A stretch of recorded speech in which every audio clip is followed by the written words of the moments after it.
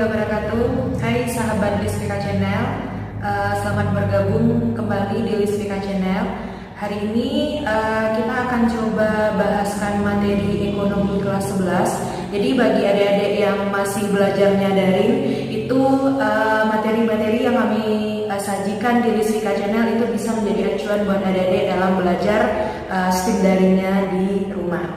Oke, sebelum kita mulai ke materinya hari ini, bagi adik-adik yang belum subscribe atau adik-adik yang baru bergabung di Lisvika Channel, silahkan subscribe karena kita akan memberikan info-info, mapel-mapel terkait dengan pembelajaran adik baik kelas 10, kelas 11, dan kelas 12. Dan yang pastinya pejuang UTBK tetap terus ikuti Lisvika Channel karena kita masih akan berbagi info seputar perguruan tinggi, ujian mandiri, dan sekolah kedinasan. Oke, untuk hari ini kita akan bahas itu adalah materi ekonomi kelas 11 semester 1, yaitu tentang pendapatan nasional. Ini bab awal ya.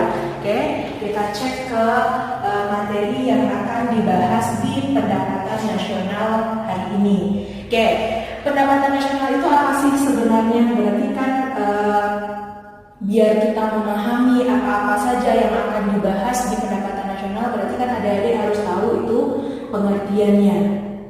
Oke, kalau dari pengertian, pendapatan nasional itu adalah pendapatan yang dihasilkan oleh warga negara ya.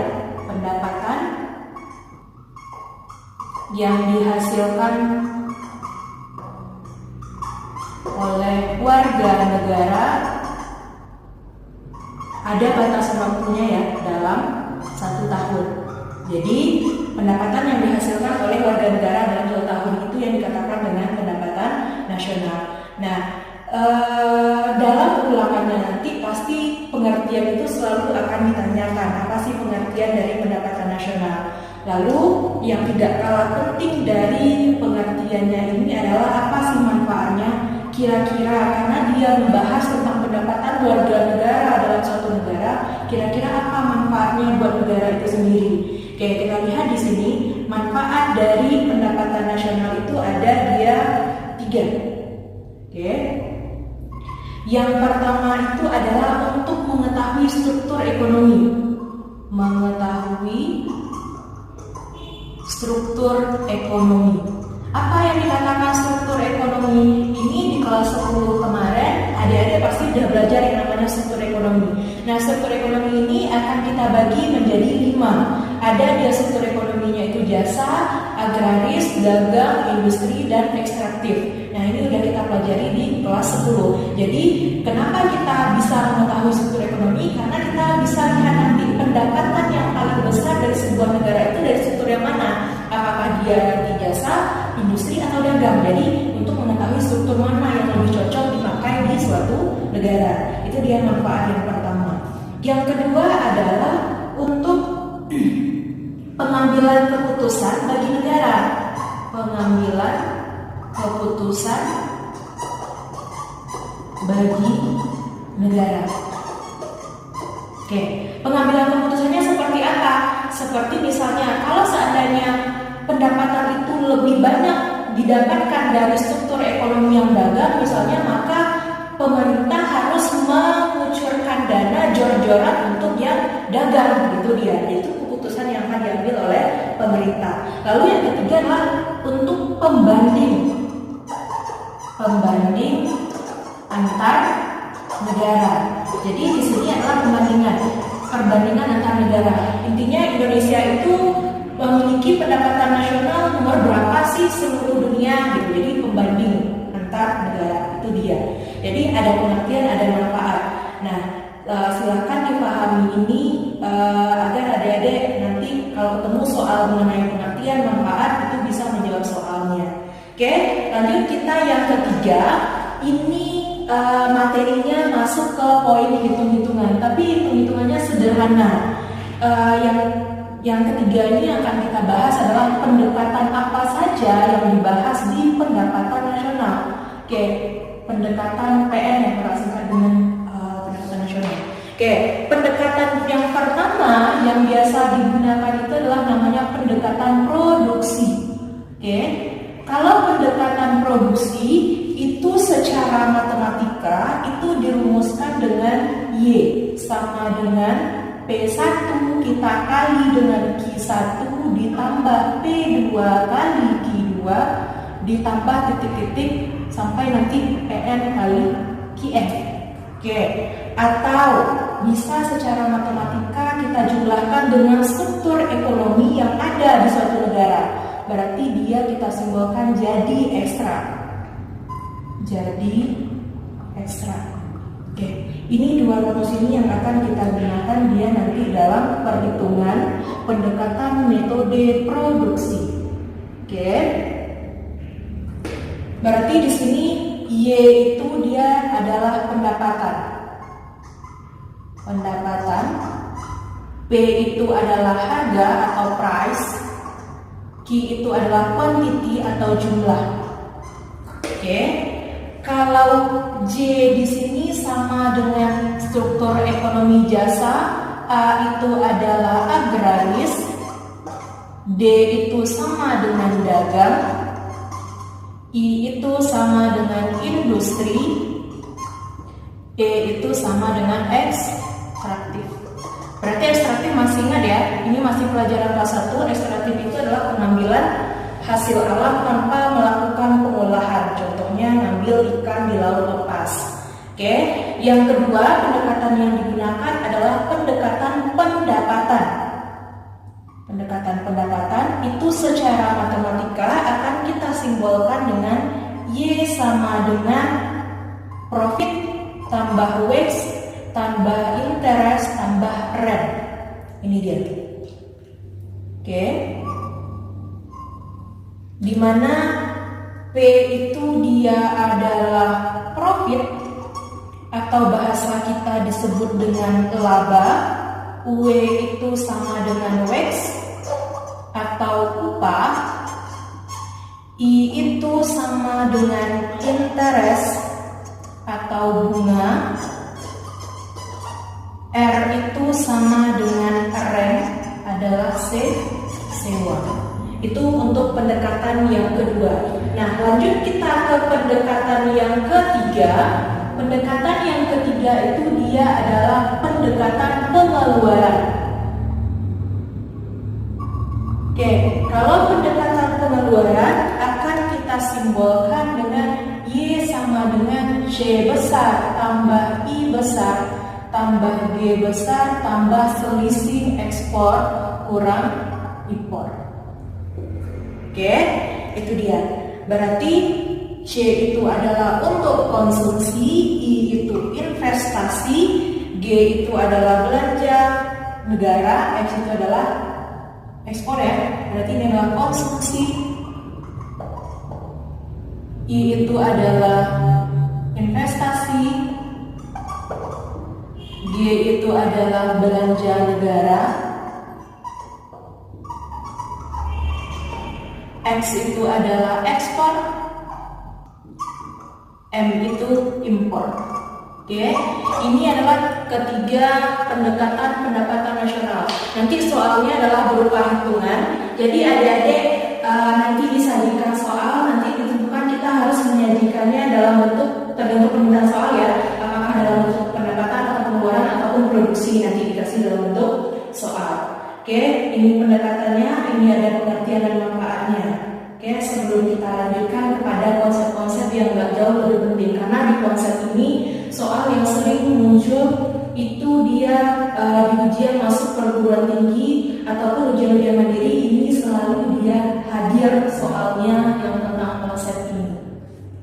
Kita masuk ke dalam konsep, ada 7 konsep yang akan kita pahami di pendapatan nasional ini. Yang pertama itu adalah tentang konsep GDP. Oke, ada namanya GDP atau Gross Domestic Product.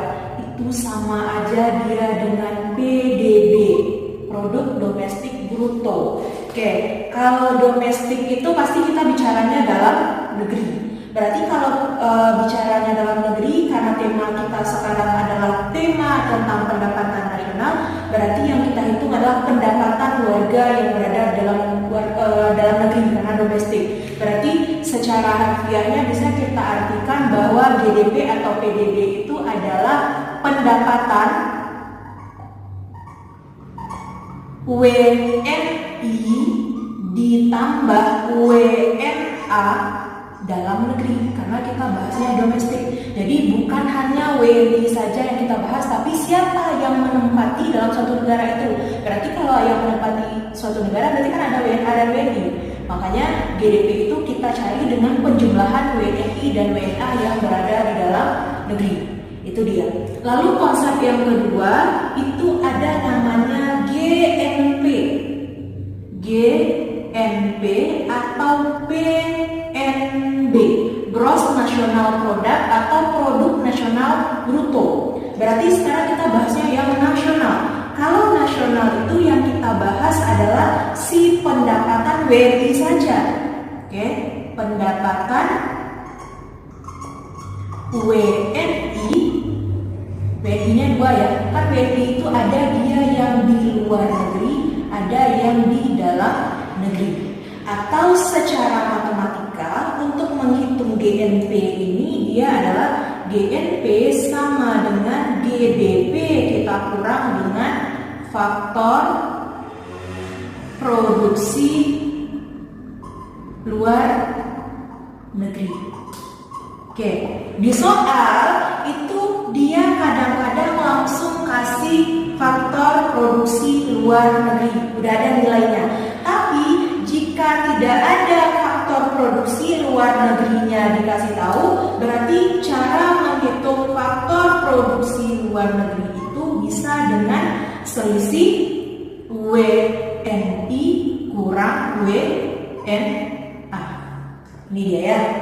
Oke, untuk mencari faktor produksi luar negeri. Oke, lanjut kita ke konsep yang ketiga. Konsep yang akan kita bahas di sini ada namanya NNP. Oke, NNP itu sama dengan Net National Product. Berarti untuk mencarinya adalah GNP kita kurang dengan penyusutan. Oke, bahasa lain penyusutan itu adalah depresiasi. Oke, lanjut kita ke konsep yang keempat, ada namanya NNI. NNI adalah Net National Income, berarti dia NNP kita kurang dengan pajak tidak langsung. Ini dia. Lanjut kita ke konsep yang kelima. Konsep yang kelima itu ada namanya personal income.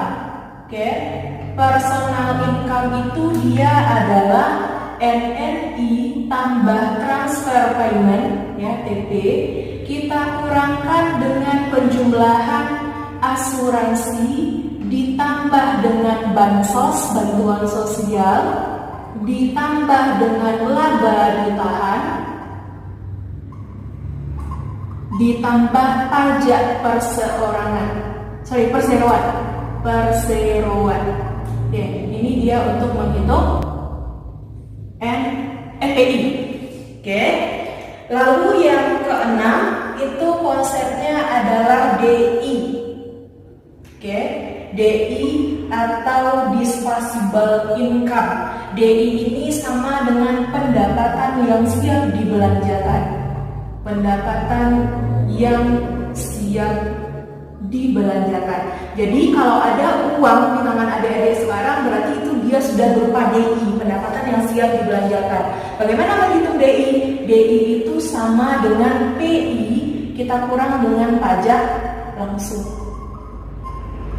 Oke, ini dia konsep-konsep dari pendapatan nasional. Jadi di konsep ini sepertinya sederhana, tapi di soalnya nanti yang akan berbelit-belit yang akan ditanyakannya. Oke, kita lihat ke bentuk soalnya. Kita lihat dulu yang bentuk soal yang untuk konsep ini. Oke, soalnya itu yang pertama ya. Soalnya itu tentang konsep. Katanya di sini ada GNP 2000, ada transfer payment 25 rupiah, penyusutan 200.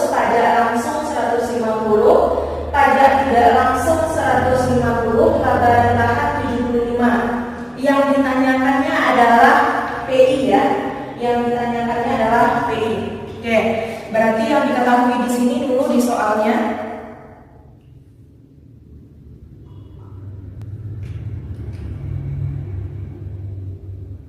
Oke, ada GNP sebesar 200.000 ya. GNP itu sama dengan 2.000. Lalu transfer payment, ada transfer payment sebesar 25, penyusutan 200 atau depresiasi tadi penyusutan 200, lalu pajak langsung 150,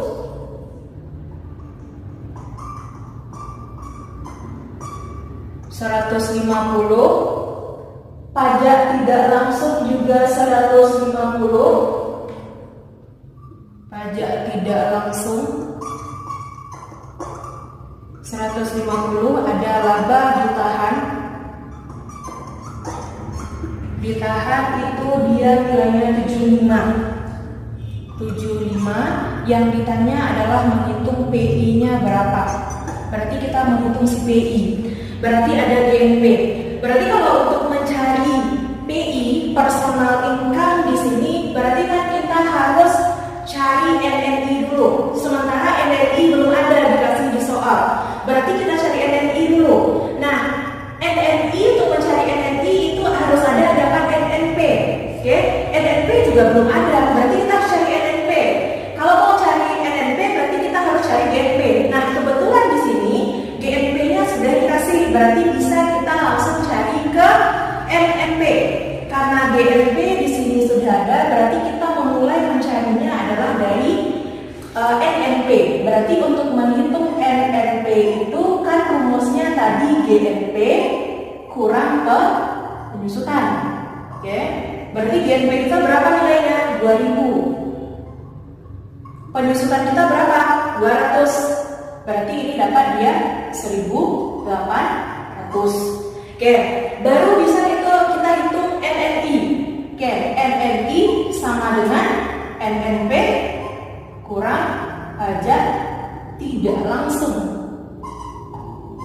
Oke, kita udah dapatkan NNP 1.800. Pajak tidak langsung kita berapa? 150. Ini dapatnya dia adalah 1.650. Oke. Lalu kita cari, baru kita masuk ke PI. Kan PI yang ditanyakan di sini. Berarti untuk menghitung PI, karena rumusnya udah ada, kakak langsung ke nilainya saja. Berarti PI adalah nilai NNI. Berarti 1.650 ditambah transfer payment 25. Oke. Ini kita kurangkan dengan, nah di sini kan banyak item-item yang akan kita jumlahkan. Tapi di keterangan soal itu apa yang diketahui saja, tidak perlu kita harus ada semua item itu yang kita jumlahkan. Kalau di soal itu kan yang ada hanya laba ditahan. Oke, berarti hanya ada laba ditahan. Berarti kita hanya mengurangkan dengan laba ditahan. Berarti kita kurangkan dengan 75 laba ditahannya ya.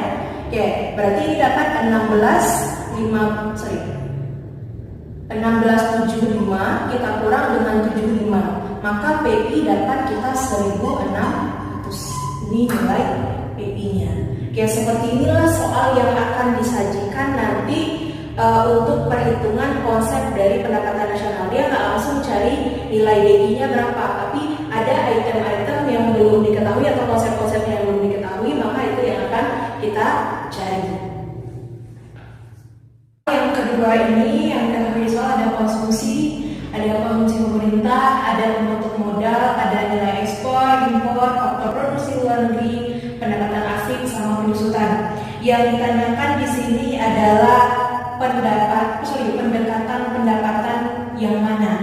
Oke, kalau kita disuruhnya menentukan pendekatan pendapatan, kan pendekatan pendapatan itu ada dia 3. Jadi kita harus mencari tahu yang berdasarkan yang diketahui soal, maka pendekatan mana yang akan kita gunakan.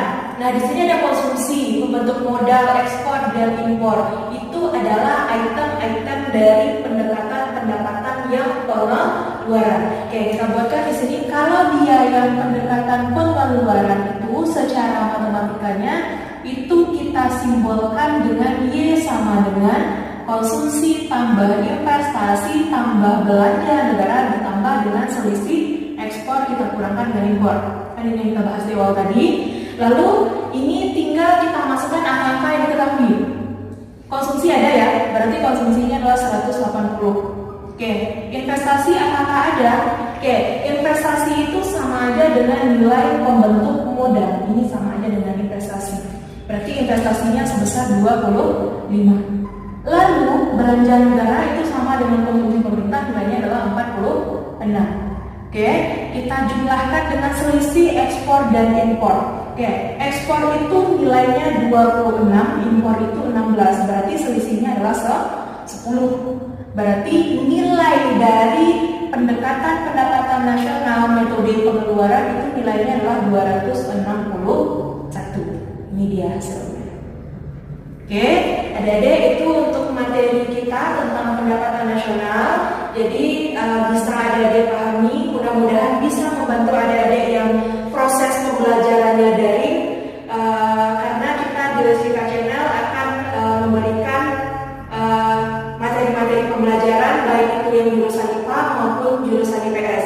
Jadi yang belum subscribe silahkan subscribe, dan bagi yang sudah subscribe channel ini silahkan share ke teman adik-adik agar mereka juga mendapatkan ilmu baru dari Lesvika Channel.